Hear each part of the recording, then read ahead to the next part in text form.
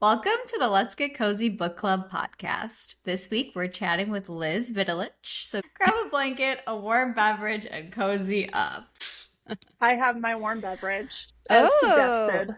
what are you drinking? I am drinking some tea I got from Home Goods. It's called Comb. It's got Chamomile? peppermint and chamomile, some Oh, licorice. Yeah, oh, very yeah, little nice. combo. Yeah. Lovely. What do you two have? Oh, Mm. I don't have a warm Oh, beverage. I oh already my drank God, you Oh guys. mine. no, I am drinking water right now. Yeah. Well, hydrating's good. Just a little water today on this special occasion. Yes, because we have Liz with us today, who is a writer living on the North Fork of Long Island, and Camp People is her first novel. And fun fact, I went to grad school with Liz at UW-Madison. We were studying to be English teachers, and neither of us are I English don't think teachers either now. of us did. Yeah. Yes. And this is like almost like 10 years ago. And I believe you were Really? writing Wow. back then. I don't know if you were writing this book, but you were, I was writing. I thought you were like doing like creative Mm. writing with like a meeting with some of the people. And I was just like, I don't even know what that is. Oh yeah, Sam and Allie and I were meeting, but I wasn't really. That's funny. I wasn't really writing. I was kind of just workshopping with them. Yeah, I don't know why. You just predicted Yeah. that she'd be an author, Liz. Yeah, I thought that's when this like all started. So I guess when did you start writing Camp People and like how did that all come about? Yeah. Well, I started writing. So I've been a journaler my whole life, like pretty consistently since fourth grade. I've kept a journal, and I had never really written fiction except for a workshop in college, and then I started writing in I would say I think it was fall of 2021. And I remember that because it was when my dad was really sick and I was back home. I was working remotely, so I went home for 6 weeks to be with my family from Thanksgiving to Christmas. And that was when I wrote the first draft of the first novel I wrote. And that was really when I kind of discovered the power of writing, and because it was a really challenging time and it was a much needed escape. So yeah, that's when I started seriously writing fiction. Gotcha. And then from 2021, when did the idea for Camp People come about? Yeah, so the idea for Camp People, as soon as I started writing, and I knew I was going to start in the romance genre because at that time I spent probably 2018 to 2021 reading 200 romance novels a year. I went ham. It was that time of my life. And so I knew I was going to be writing in the romance genre, and I just really thought that camp would be a really really rich setting for romance, especially I'd seen romances set at camp that were obviously for the younger set. That's typically what you think of summer camp as teenagers. But I went to camp for a very long time. And, I was always kind of curious about either the counselors or even the older staff who are they're full time. A lot of my camp directors married each other. So I was always kind of curious about that and found that very romantic. So as for the book itself coming about, right so my father passed away in August of 2022. So, and 2 weeks later, my camp had a reunion. And so Mm. I was up there for a weekend, and it was just a really beautiful weekend of wonderful people. And I had such a wonderful time there, even though it was an incredibly challenging period for me. And I was just really struck by how powerful it felt to be back at camp, to be dealing with this very intense loss at that time. And I just felt like I had to write about it. It was a very emotional weekend, and I felt like I needed to capture the power of camp. So that's kind of how Camp People started. That was kind of the germ. That's awesome. Yeah. I mean, just how important like camp was, at that time for you. I think it definitely shows in the book, that's for sure. Yeah. Oh, I'm glad to hear that. I'm glad to hear that. When I sat down to write it, I remember thinking like, the things that were important to me to convey were like, exploring grief, because that was obviously something I was dealing with at the time. And then also like really giving an authentic representation of my camp experience, or the way camp can be. Actually, what's funny? I want to hear about your camp experiences, because you guys posted, I don't know who runs your social media, but one of you Liza. posted, Liza, I never liked camp as a child, as the caption for your book. And I was like, I have literally never related to anything less. So I need to hear the horror stories.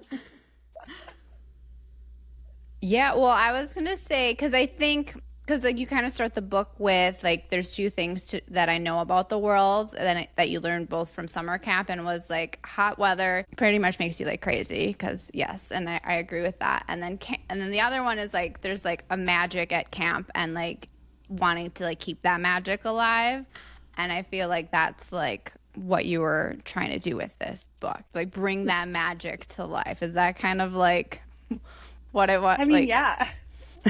I would say that's accurate. I think, like, if you want to know the impact that camp had on me, I think it's pretty easy to just say, like, well, I spent like 2 years writing about it and thinking about it nonstop, and I was so happy to do that. And like, since I finished this book, I was like, but what if I want to write more at camp? What if I want to think more about camp? You could do a I spin-off. Different characters. Yeah. Never know. Yeah, it's true. But Liza didn't feel the magic at camp. But she I didn't go to not. the kind of camp you went to growing No. up. We went to like Girl Scout camp and like had Parks and Rec at like our local Parks and Rec in town. Yeah. It wasn't like sleepaway camp and like in the woods. It wasn't very fun. No, Girl Scout camp was, I just remember there's lots of bugs, a lot of mosquitoes. The food was horrible. There's like, I mean, like the sunscreen, and then like all the girls crying at night, and why were they crying? because they missed their parents, and then you like, oh my God, yeah, they were just like having a hard time adjusting. I don't know, I don't remember how old I was. I probably like middle that was school. Pretty young. That was like grade school. Yeah, grade school, middle school. So like, yeah. that was enough. And like their cabins are hot because it's summer, and there's like, yeah. Well, Mirror Lake sounds much more fun. Yeah, I'd like to go there. I wish I went there growing up. Yeah. Do we want to play a little game? Yes. Yeah. All right, let's do that. All right, so it's called S'more or Snore. And I'm going to say something related to the book. And if you love it, you say s'more. If you hate it or you don't really like it, just snore. So, all right, I'm going to pick random things. So the first one, bunk beds. Snore. S'more. Do you like the top bunk or the bottom bunk better? Top bunk. I always liked the bottom bunk. Oh, there you really? Well, you'd be a camp together. I feel like I'm really tall. You guys wouldn't know that, but I'm like 6 feet tall. So to like climb up and then have your head like right by the ceiling didn't work for me. So I was a bottom bunk person. Oh. But little insider fact from a former counselor, typically when you're a counselor, at least at my camp, it was sort of seniority rules who gets the bottom bunk. And so I often, if I was working with someone older than me or who had been there longer than me, I'd be stuck up top anyway. So, interesting. So but like when someone's going down, it rattles the whole bed and wakes you. So like that's why you want to be in the top, because then you're the person waking everyone up. So true. So that's clever. Next, Next. Water bottle. S'more. Not in the book context though, but I am drinking water right now. I need to hydrate.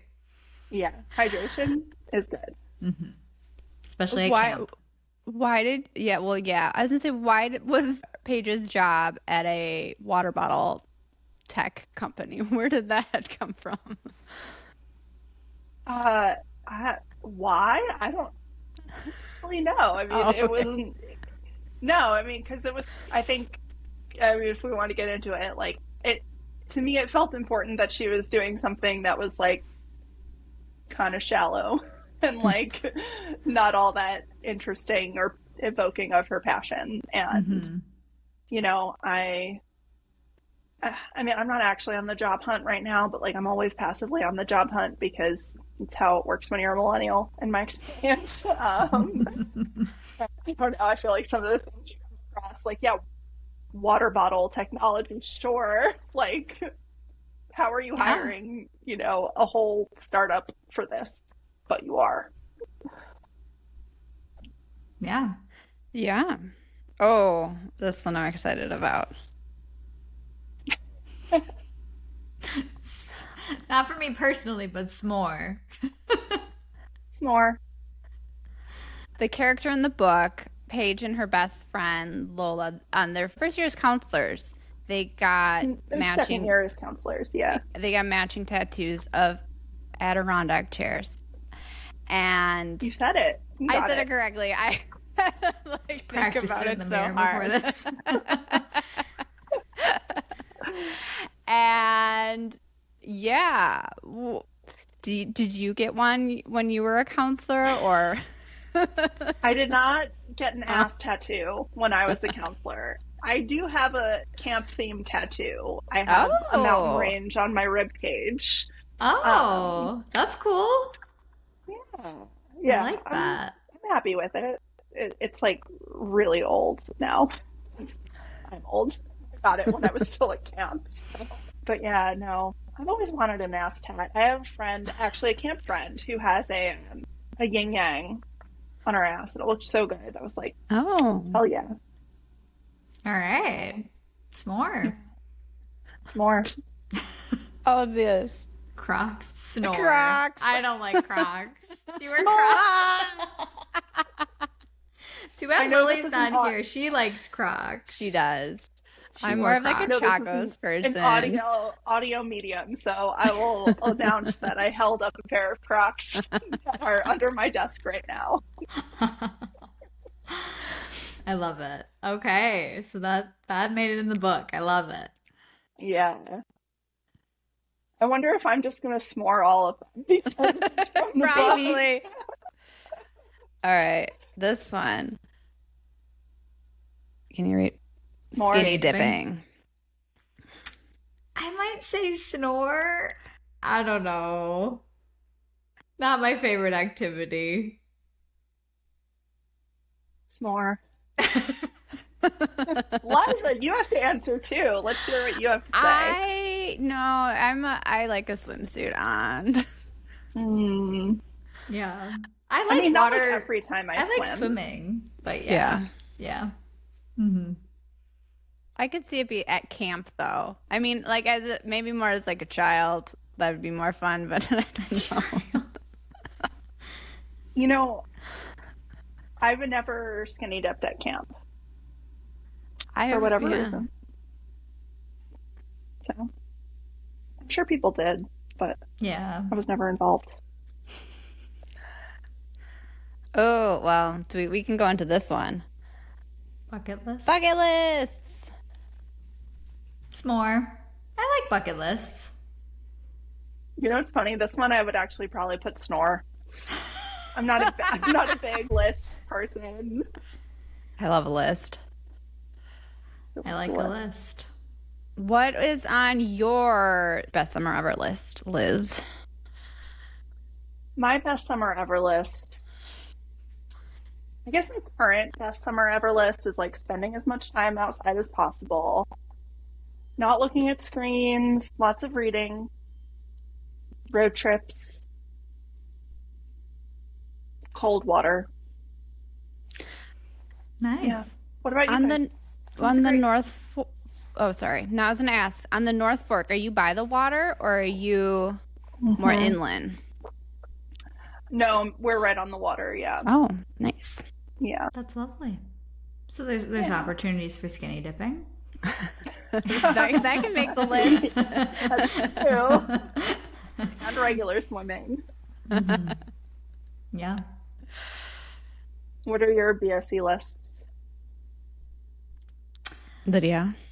Well, mine was moving. We just bought a condo in Chicago, so we just moved. So that was like the main part of the summer, I think. Yeah.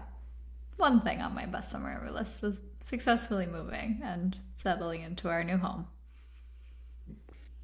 Nice. Liza. I would like to hang out at the beach. We live right by Lake Michigan, and now that the Smoky is all gone and it's been like really lovely, I would like to hang out there a little bit more. All right. One more. Okay. All right, I'll do this one.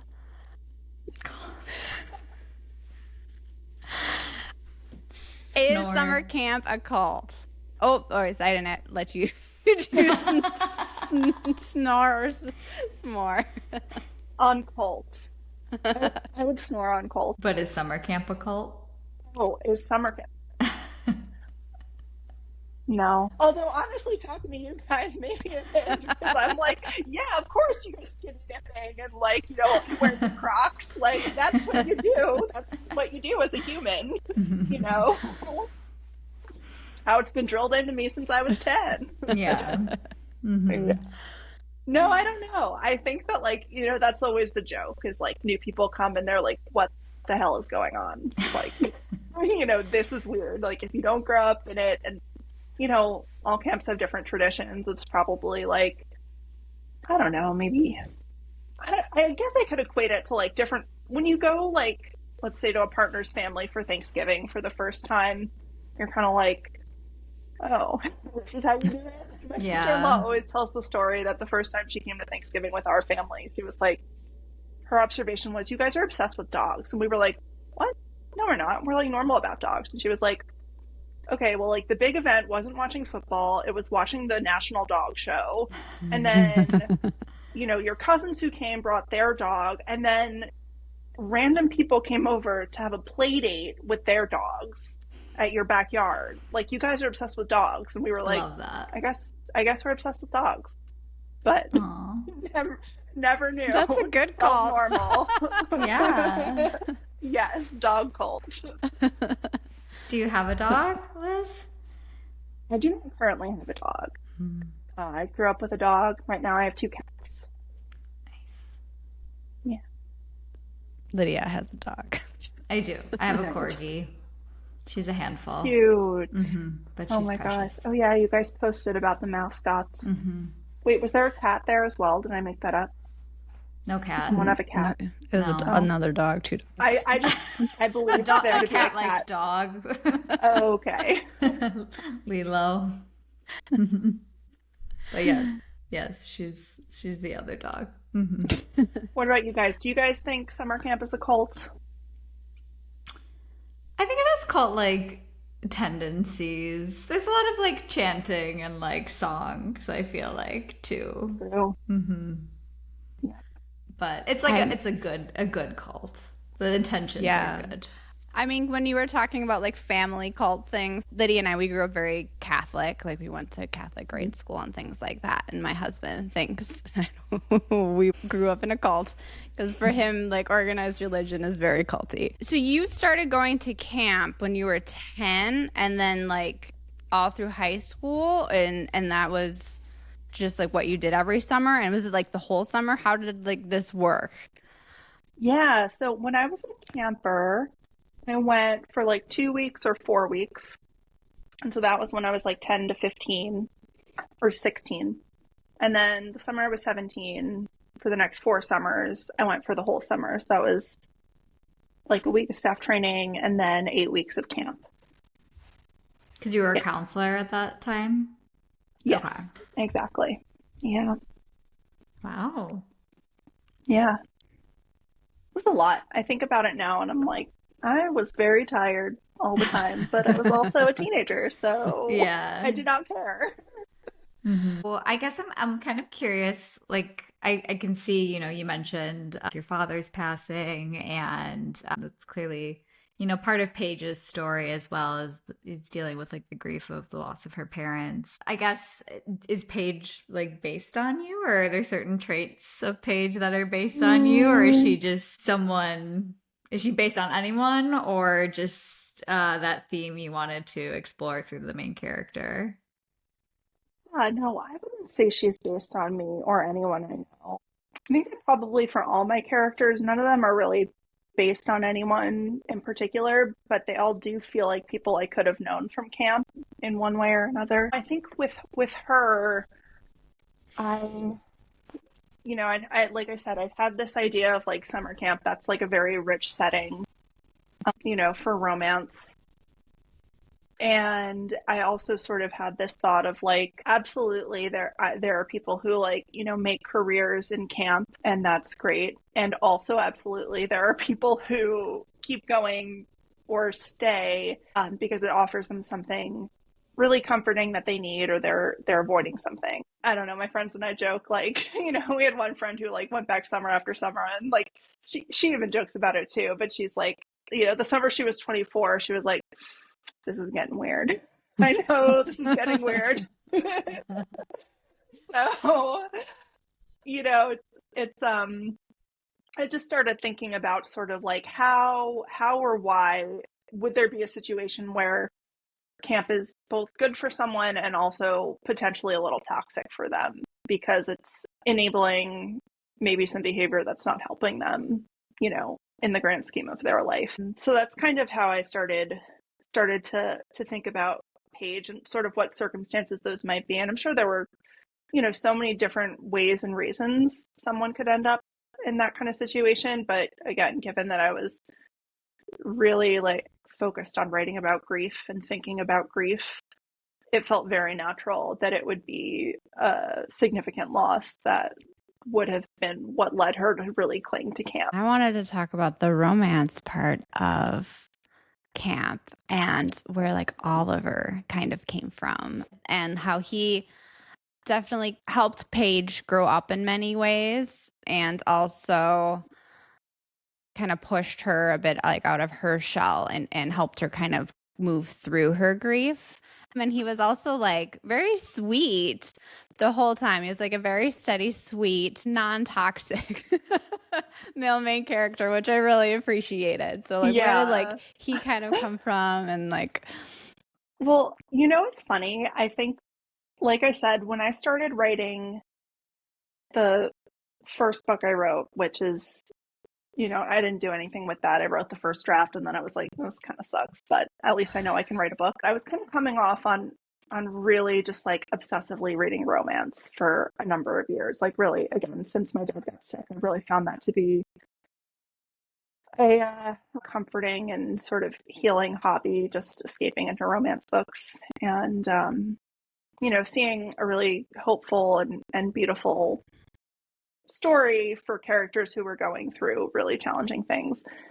And when I think about Oliver, I feel like he is, in a lot of ways, a sort of like archetype of like the romance hero that was very popular in like the late 20 teens and early 2020s, which is this sort of like reformed fuckboy and like absolute softy kind of guy, like, Yeah. and I feel Hmm. like that like probably the biggest like if I'm going to draw to like a character or like a work that was like influential in like developing Oliver.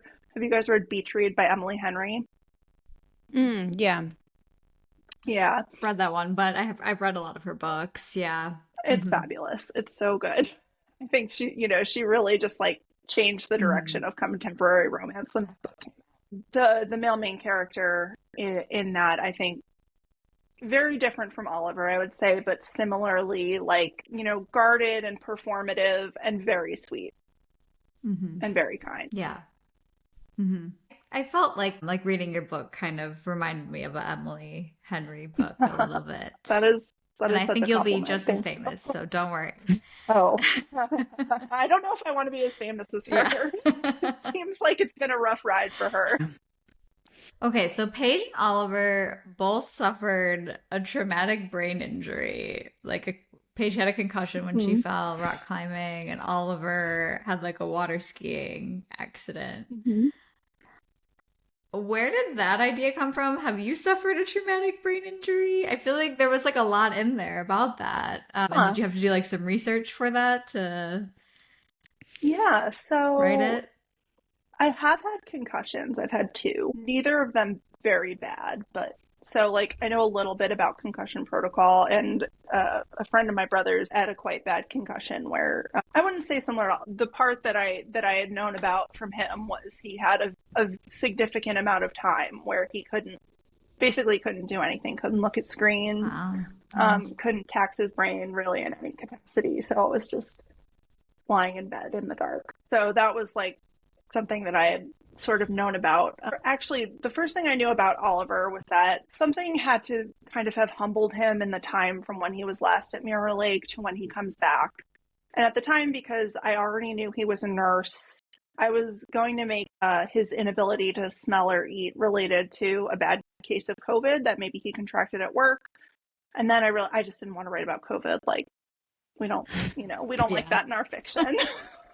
so I was like, okay, like what are sort of other situations that lead to that? So that's kind of how I landed that there for him.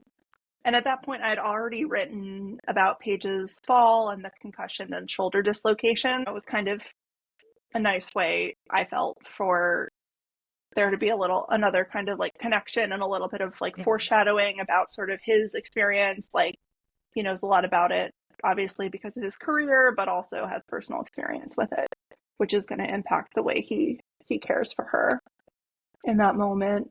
So yeah, that's where that came from. This kind of combination of things. I feel like that's, I don't know, Liza, if you agree, like I always have trouble with questions about like, oh, like where did this come from? Or like, what was your inspiration there? Because I feel like well, especially now, like I wrote the book 4 years ago. I'm like, who knows? Everyone's guess is mine. Yeah, Like, yeah, but 100%. I feel like, yeah, as I'm writing, it feels like suddenly, you know, it's just suddenly it's just there on the page, and it's like, oh well, it had to be that. That was always the answer. Like, there was no other way it would have gone. I find that funny, a little funny thing about writing. Yeah, the magic that happens. So I'm thinking about like the alcohol and like the drug and like the no tolerance policy. And so is this Mhm. like a pretty common thing at camp and like people just like getting like kicked out? I understood like why they had to do that. We do see at the end like it turning out well for one of the characters, but like a couple of them just like disappear. And I was like curious, like what happened to JJ and Nick? Because one of them gets Yeah. kicked out, and they just kind of, we don't really know. Yeah. So it's interesting. I talked to, a lot of people who've gone to different camps, and like it really does seem to like be like a camp culture thing. Like some places like really turn a blind eye. It's just sort of part of like there's like a secret culture, like nobody talks about it, but like everybody is, off like drinking or smoking weed when campers are around. And my camp was not that way. It was very much like the way I portrayed it in Mirror Lake, which was that like we take this really seriously. We're taking care of children. Like, you do anything, you're done, like, and you're not coming back. And it's always much stricter on staff than on campers. I knew of a couple of campers who, and this was when I was a camper, I never encountered it when I was a counselor, who had, drank and then, were kicked out of the session, but were allowed to come back like the next year, because it's obviously it's a different situation when you're, a camper versus like you're the one who's supposed to be responsible. As for what happened with JJ, I don't know. Your guess is as good as mine. When you're 19-year-old and you make a bad decision, hopefully you learn from it. So, yeah. I don't know. Well, the first summer I was a counselor, so it was always very sort of like secretive. Campers weren't to know like what was going on with staff, about staff relationships, about like if anyone was fired. And so the first summer I was a counselor, our director had to fire. It was like 2 days before camp ended, and he fired these two counselors who had been coming since they were like 9 years old. They had been his campers, and yeah, they were like the counselors for like the oldest group of boys. And like 2 nights before camp ended, they were caught smoking weed. And like he was crying at that meeting, like when he told the rest of the staff, he was like, I didn't want to do this, but like, you know, I had no choice, and this is really disappointing and a sad time for all of us. It was like a funeral. It was like, Yeah, wow. That is sad. It's very sad. It is. Yeah. Yeah, I can't think of an analogous situation. Like, can you guys like Because it sounds like the people at camp become your family, but it's like also it's not home. So it's kind of like this like interesting where Paige kind of like this is like her home, this is where her memories of her family are, but like it's not supposed to be like where you stay for the rest of your life. Well, yeah. it can be, but like in Paige's circumstance, she was using it a bit to like not move on. Yeah. But yeah, I think that is it's a little. It's like the boundaries between like coworker and like family get a little like blurry at camp. It sounds like. Yeah. Yeah. I would say so. And I kind of feel like with Kat, that was something I was wondering. I at first felt like she was being a little harsh on Paige, that just because like everything that she went through and her just being kind of top down and being like, "This is your last summer, like go find a new job," kind of thing. But the way you described it, of her like using it as like, you know, it was becoming more of a toxic environment for her, and it was time for her to move on, makes sense. But at first I was a little sad for Paige and thought Kat was being a bit harsh. Yeah, I did want to hear that take. And it's so interesting, like, you know, as a writer, like your intention and then like what you hear back is like, oh, like that really wasn't what I was imagining, you know? And so, and I think in my mind, my sort of goal was like sort of portraying Paige as a bit of an unreliable narrator, you know? Yeah. Her kind of shuts down when Kat tries talking to her about this and isn't going to see the situation clearly. In my view, like, Kat didn't kick her out. Like, but I don't know.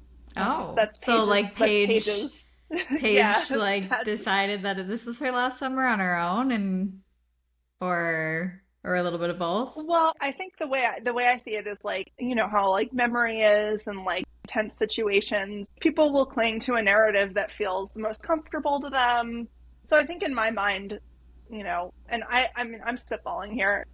This isn't what I was thinking as I was writing, but it feels realistic to me that Paige, who's, you know, a little prickly and a little defensive and like very sort of fearful, you know, especially towards the beginning of the book, you know, here's someone telling her that she's holding herself back. She's not, you know, doing what she's intended to do. Maybe could hear the sentence, you know, I really think maybe it would be better for you to, you know, think about leaving Mirror Lake, and hear that as you have to leave. Yeah. So, yeah, that's my view of Paige and sort of how that went. But it's so fascinating, to hear a reader reaction. Yeah, but I could also see like Paige like kind of being uncomfortable then, because it's like, does my boss actually want me here? Kind of how you mentioned with your friend, where like I may have aged out a little bit at this place. Right. Yeah. Or is there anything else you want to share with listeners before the book comes out, or who is this book for? Or did you get married at summer camp? No. I did not. I did not get married at summer camp. I married an anti-camp person. Respectfully to my husband, when I talk about camp, he's like, "That sounds like my hell." I'm like, "Yeah, you would have hated it, buddy." So no, we did not get married. have never been to a camp wedding, although that reunion I was talking about, I think the following weekend there was a couple that got married at camp who like they were like a few years older than like me and my friends, so like none of us really knew them super well. But they had their wedding back at camp. That's cute. Yeah, very cute. They were a cute couple. Yeah, I love camp. It's all a broken record. Okay, camp is definitely a cult. Here I am, 15 years since I was last there, being like, it's the best place you'll ever go. I love your passion for camp. I wish I had Thank gone. you. Okay. So you said that you read like a bazillion romance novels, and that's, Mm-hmm. that's how you knew that's the type of genre you wanted to write. Was your first book a romance novel? Yeah. Yeah. Okay. Well, I was just gonna say it's interesting because, like, I guess I didn't necessarily think like, oh, I'm gonna write a romance novel. I think, well, and I remember like even like 2 months before I started writing, like I was listening to a Leon Moriarty book, like while I was taking a walk, and like it was Big Little Lies, which if you guys have you read it? I've Yeah, seen I the have. show. Okay, so there's like a very big dramatic reveal, and she nails it. It's like I'm getting goosebumps thinking about the way that she like presents that in the book. It's so fabulous. And I remember like being on a walk and just like stopping in like the middle of the street and like laughing because I was like, I will never write a book. Like this is like too like good. Like I don't know why. I just like I was like, this is incredible. This is like so beautiful and I'm so happy for her. I will never write a book. I don't know why that stuck out to me, and I felt like very convinced of that just like hearing that story. But then, I just kind of started writing kind of aimlessly a few months later because I was just like, I need to get a break from reality, Yeah. and like have something that I can like, my mind can go to that isn't an intense anxiety and fear about this thing that is happening that I'm really scared of and sad about. And I think it was pretty much just because I had been reading romance at that time that I was like, I felt like I knew the genre really well. The genre, like, I really enjoyed it. And so it just kind of felt natural to me, like the sort of like beats of a romance, like it felt intuitive in a lot of ways. So I think that's kind of why I ended up in that direction a little bit. Yeah. I think that really comes through in the book, like your knowledge of like romance books, like the cadence and everything and the build up of like the relationship and the forced proximity, enemies to lovers situation. Yeah. I mean, that is the Yeah. fun thing about romance. And one of the reasons I think it works as sort of like a gateway genre is because like, tropes are encouraged and like, Yeah. you have a big framework to work with. How did you choose like forced proximity? I guess it kind of goes well with camp, but did Yeah, you I pick, think, I guess you picked camp first and then the tropes of Or that you were working with? yeah, and are these yeah. like your favorite tropes, or are they just kind of like just No, fun and to play what's with? funny is like I really didn't think of them as tropes as I was writing them. I was just, sort of You, the I think I was labels you kind have of to put on aware. after. Yeah. Right, yeah. Yeah, it's funny how tropes have become very much like a marketing thing. Random question popped into my head while you were talking. Did you ever like go to camp like with your dad, or like do like outdoor activities or fishing or like that sort of things with your dad that kind of maybe, I don't know, brought this like into the book? Or because like Paige kind of had that with her parents, but like I or Hmm. just totally separate sort of Yeah. thing. Yeah, no, I did.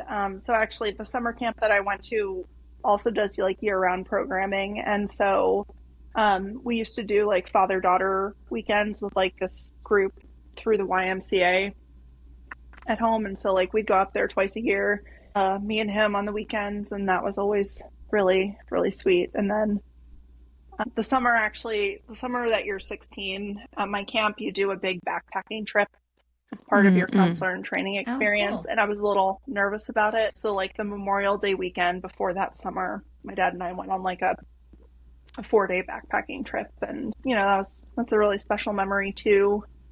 So, yeah, I think so. Definitely a connection there. Not as much as Paige, but some degree. I like Yeah. that. That's very nice.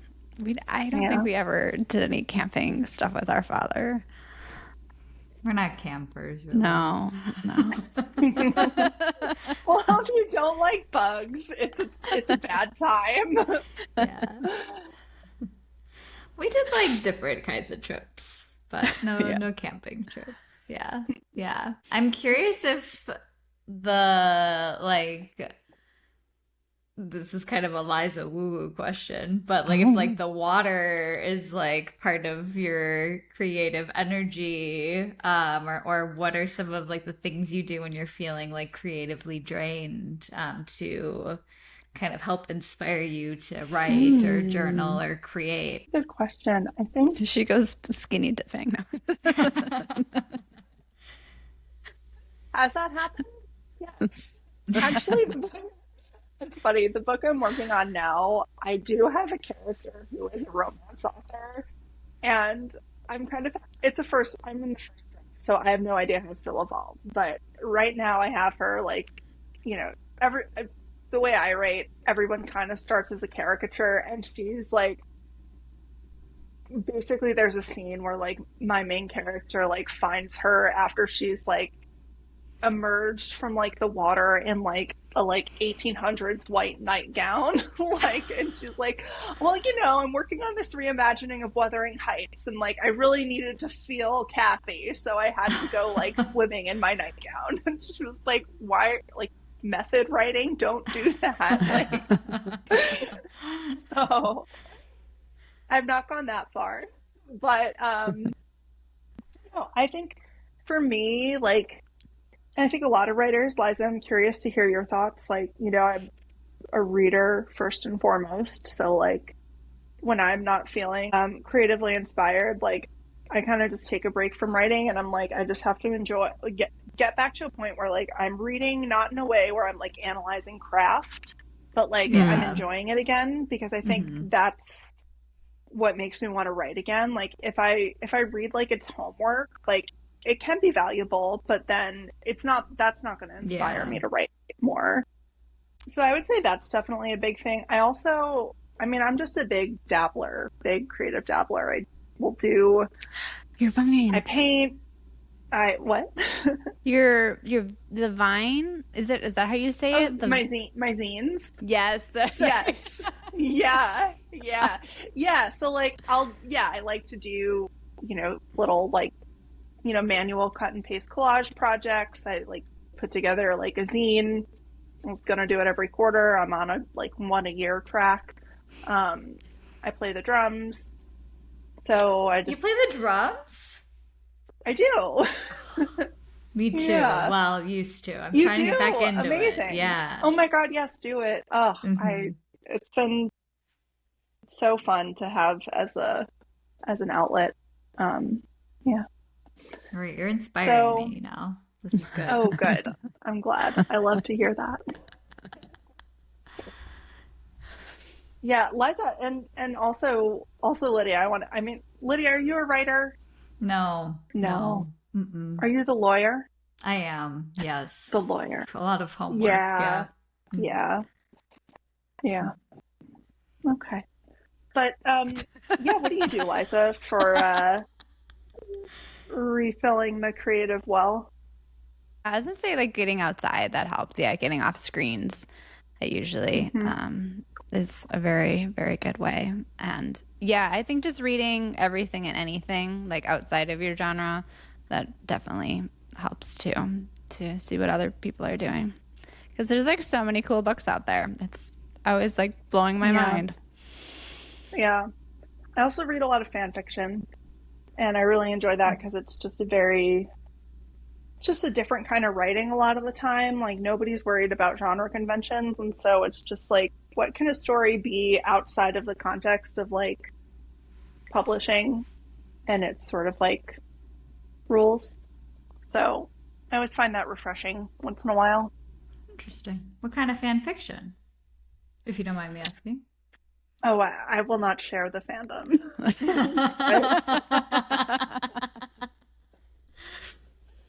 You can make of that what you will. Okay. Yeah. But going off of the publishing, so what has your path to publication been like? Because it sounds like you wrote a story and then you put it in the drawer. And was Camp People the next book, or what does it look like? I believe you have an agent, so you were in the query trenches at some point. And yeah.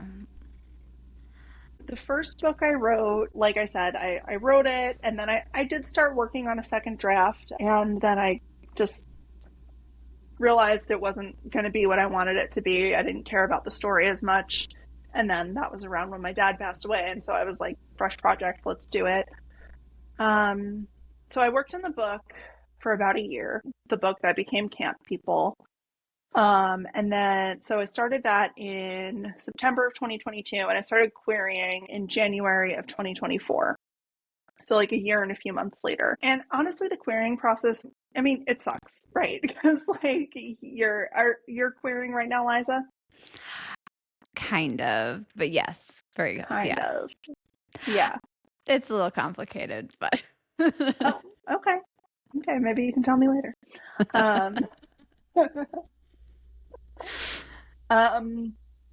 Yeah, so I started querying and I had a pretty good experience with querying. I went out and I got a very like sizable number of requests pretty quickly. And I got my first offer in April. And then I got another offer and I met with that second agent and I felt like it was a really good fit. So I ended up withdrawing from all the others, signed with her. And we worked together for about 6 months and it turned out not to be a good fit. I think what was interesting about that experience is that like she's a great seller. Like on Publishers Marketplace, she's all over the place and she had really strong ideas about what would make the book into a quick sell and a big sell. I think that like a lot of her ideas for the book to try to for her to sell it just kind of took it further from the book that I imagined it to be. And so we both kind of recognized it and parted ways. And so that was really disappointing, but I ended up reaching back out to the other agent who offered, and then one other agent who had the manuscript, but I withdrew from her when I decided to sign with the other agent. And that agent who had the manuscript but hadn't had time to read it before I signed with the other one is now my agent, Claire Harris. She's at Helm Literary and she's wonderful. Like truly, anytime we're on a call, I just have a huge smile on my face. So kind, so supportive. And so we signed together in January of 2025 and went on sub later that month. This is getting long. I'm so sorry. no, it's okay. I find it interesting. Okay. I know like when you are hearing it, especially as a querying author, like it's such an opaque process that like I know the details can be interesting. So all that to say, yes, I do have an agent. We went on sub in January of 2025, and the long and short of it is that the book didn't sell. So when the book didn't sell, obviously I was like pretty disappointed, but you know, initially the sort of conventional wisdom is like if your first book doesn't sell, then when you have your next book ready, you know, go out on sub with that one and try to tack on that first book as a second book in a 2-book deal. And so I kind of thought that that's what I would try to do, but then I wasn't doing a lot of writing at the time, and last year I had some health problems and I wasn't writing at all for a bunch of months, and it was just like I don't want to hold this book hostage until I have another book to sell. So I talked to Claire and I was like, I think I do want to self-publish this, and she was super supportive. You know, she represents a lot of independent authors because she also represents audiobook deals and foreign translation deals, and that ended up working really well because we got an audiobook deal for Camp People. Oh, that's exciting. Cool. Yeah. Congrats. So thank you. That'll be out sometime in the fall. But yeah, so that's kind of how I went from, I'm definitely going to go the sort of traditional publishing route to deciding I'm going to self-publish this novel. So yeah. It's exciting. How are you feeling about it? Because it comes out August 11th. Yeah. We have a couple weeks. Yes. It's How are you soon. feeling? What's going on in your head? Yeah, it's funny. I'm feeling pretty good. It's like all this stuff is over again because I'm not doing like the traditional like publishing route, and also I'm not doing a huge marketing plan. Like my sort of thought was like, I hope this finds the right audience, but it's not like this isn't my career. I'm not trying to sell like 1 million copies or anything like that. This is a side project and a passion project. So like I said, I do hope that readers who resonate with it find it, but I hate Instagram and social media. I've posted like 5 or 6 posts about the book, and it's been like, all right, I'll do this, but I'm not going to be doing it all the time. And so like I'm going to have the consequences of that, which is like probably not a big reach, but that's okay with me. So at this point, I'm kind of like, yeah, it's kind of done. It will be out there. People can pre-order now, and it's just kind of like now it's just kind of sit back and watch it. It's funny, writing this book was such a significant emotional thing for me that the sort of like sharing part of it, it just feels like very secondary to the fact that like that telling the story and using the story as a way to sort of work through, sort of envision like a roadmap, of how I wanted to sort of process my grief in the long term. That was the most important part of the book to me. It is wild to see reviews come in. That's been fun. Good. Well, I love the book. I think it's great. Thank you. It's a super fun summer read, and I think it'll hit the right people for sure. Like, we're not even camp people, but we could be. And I'm converted now. I want to go to camp. Do they make adult camps? I was going to say, is adult camp a thing? I think it is. That I would attend. I would never do it, but oh, I would. You should. I think it would probably resonate really well with people who like didn't go to camp. Is my impression. All right. Okay. And so what are you working on next? You kind of mentioned you are in the first draft of something new. Mm-hmm. And just kind of playing right now and just seeing where it goes. No, so I do have a shape of the book. Is it camp? It's not camp. It's not a camp book. Okay. Camp. What I will say is it's set at an artist residency. Oh, like the one that you went to. Exactly. So it's kind of almost camp because it's like people outside of their regular lives in a small place for a period of time. So interesting. Is it romance? It is romance. Yep. Yeah. So I can't say much more. I don't think that's all you need to say. More, but it sounds fun. Working on another romance set at an artist residency. Very exciting. Yeah. Where can everyone find you, and what's the best way to support you? Yeah. You can find me at lizvidulichwrites.com, and that's where you can subscribe to my newsletter, which I rarely send, or look at old issues of my zine, or see new issues of my zine. I'm also on Instagram. Like I said, I hate it there, but I do reluctantly post, so you can find me there. Yeah, and as for supporting me, I mean, I mean, the best way is to pre-order the book, but I will not ask anyone to do that. The best way, I think, to support me would probably be to go to your library if you can spare a little bit, and request that they have a copy that you can borrow. That really goes a long way, especially, as an independent author. I don't have a publisher who's like sending out marketing materials to every bookstore and library across the country. So it would be lovely to get the Midwest contingent. We'll do our best. Get some representation. Yeah, appreciate that. Mm-hmm. So, and how does like Goodreads work? Like adding it onto your books you want to be read? Is that helpful, or I don't know. I don't really know how that works. So. I don't know who uses that, or in terms of like, I don't know if that's something that bookstores look at if they're deciding whether to stock a book or anything like that. Certainly doesn't hurt if you clicked want to read on it.